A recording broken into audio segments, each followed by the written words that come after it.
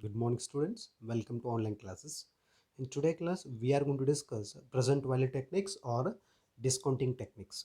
Before going to discuss present value techniques, in the previous class we studied the difference between wealth maximization and property maximizations. So let us start with the today class present value techniques. So present value techniques is determined that present value of future assets, assuming that the investors has an opportunity to earn a certain return on his money. Therefore, the present value of money to be received in future will always be less. Because of that, it is for this reason that the present value techniques is called discounting techniques. It means, dear students, according to present value techniques or discounting techniques, is said that in the whatever we are invested in the present value of investment in the future day, it will be less amount. So because of that, we are going to calculating, we are going to finding, or we are going to using discounting techniques. So discounting techniques is going to finding, is going to determine the present value of the money, how much it will be received in the future value of assets. So because of that, we are going to calculating present value techniques. Very simple. According to the present value technique or discounting techniques, it said that the present value of future asset, the whatever we are invested today, so in the future, in the upcoming day, it will be received at a less cost. So basically many methods, today let us we have to discuss first two method, and laterly we are going to discuss remaining two methods. The first method is what? Actually, the present value of future sum method. It means single year, 1 year, for 1 year only we are going to using, that is a present value of future sum. And the next method is what? The present value of future series. It means what? If it is more than 1 year, then we are going to using the series second method. And remaining third is what?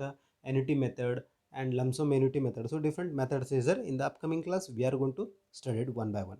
So let us start with the first one, that is a future value of series method, future value of sum method or single method. So according to that, it consists of single receipt and calculated with the help of a following formula. Already I told you, according to the first method, the present value of future amount, it consists of only single receipt. Single receipt means what? For 1 year. How we are going to calculating? The formula is what? PV present value is equal to future value divided by 1 plus 1 plus I or R, rate of interest, rest to power is what? N. N means what? How many years we are going to using that. So it is, if it is 1 year, it is 1 year. If it is second year, it is second year. So then so is on going on. So then PV means what? Present value of the future amount. FE means what? Future value. I means what? Interest rate. N means what? Number of years. So dear student, is the rest to N. So this is rest to N. We'll move to the next. Second method, present value of a future series. According to this, we are going to calculating the present value in a number of series. Let us see. An amount of invested today may result in series of future cash flows over the period of a number of years. A businessman wants to know and also to compare the present value of future assets. How we are going to calculating?